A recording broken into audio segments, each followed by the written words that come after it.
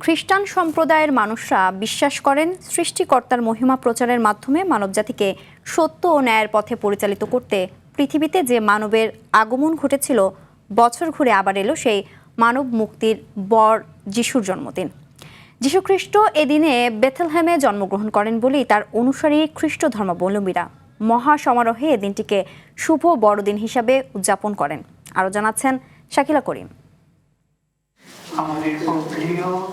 বিশ্বের অন্যান্য দেশের ন্যায় বাংলাদেশের খ্রিস্ট ধর্মানুসারীরাও যথাযথ ধর্মীয় ভাবগাম্ভীর্য, আনন্দ, উৎসব এবং প্রার্থনার মধ্য দিয়ে বড়দিন উদযাপন করছেন। এ উপলক্ষে রাজধানীর গির্জাগুলোকে সাজানো হয়েছে নতুন আঙ্গিকে। খ্রিস্টান ধর্মানুসারীরা গির্জায় বিশেষ প্রার্থনার পাশাপাশি প্রিয়জনদের সঙ্গে আনন্দ ভাগাভাগি করছেন। সবাইকে মেরি ক্রিসমাস। চাই সবাই মিলে আনন্দ করতে। আজকে যিশুর বার্থডে, আজকের দিনে আমাদের হৃদয় থেকে আমরা একদম শুদ্ধ হয়ে যাই।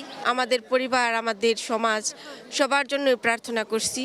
আজকে মেরি ক্রিসমাস মামুনি বাবার সাথে চার্চে এসেছি। সকালে বিভিন্ন গির্জায় বড়দিনের প্রার্থনা অনুষ্ঠিত হয়। বিশ্বাস অনুযায়ী যীশু খ্রিস্ট মানবজাতিকে সত্য ও ন্যায়ের পথে পরিচালিত করতে পৃথিবীতে আগমন করেছিলেন। প্রভু যীশু খ্রিস্ট এ ধরাতে এসেছিলেন শান্তিরাজ হিসেবে, শান্তিদাতা হিসেবে।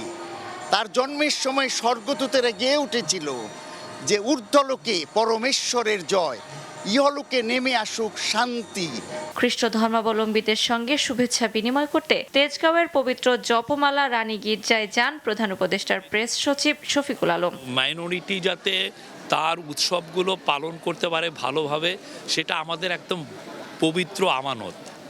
আমি যদি ওনাকে এটা না ইনশিওর করতে পারি, তাহলে আসলে আমার আমানতটা আমি খেয়ানত করলাম। যেদিন আমরা পুরো সবাই মিলে এটা একদম ইনশিওর করতে পারবো যে সবাই ভালোভাবে পালন করছেন এবং সবাই তার যা মত প্রকাশ করতে পারছেন, সেদিনই আসলে বাংলাদেশ ট্রু ডেমোক্রেসি। ধর্মীয় বিশ্বাস অনুযায়ী এদিনেই ফিলিস্তিনের বেথলেহেমে জন্মগ্রহণ করেন খ্রিস্ট ধর্মের প্রবর্তক যীশু খ্রিস্ট। তার জন্মদিন উপলক্ষে বিশ্বজুড়ে খ্রিস্টান সম্প্রদায় প্রার্থনা, ধর্মীয় আচার ও আনন্দঘন আয়োজনের মধ্য দিয়ে দিনটি উদযাপন করছে। শাকিলা করিম, RTV, ঢাকা।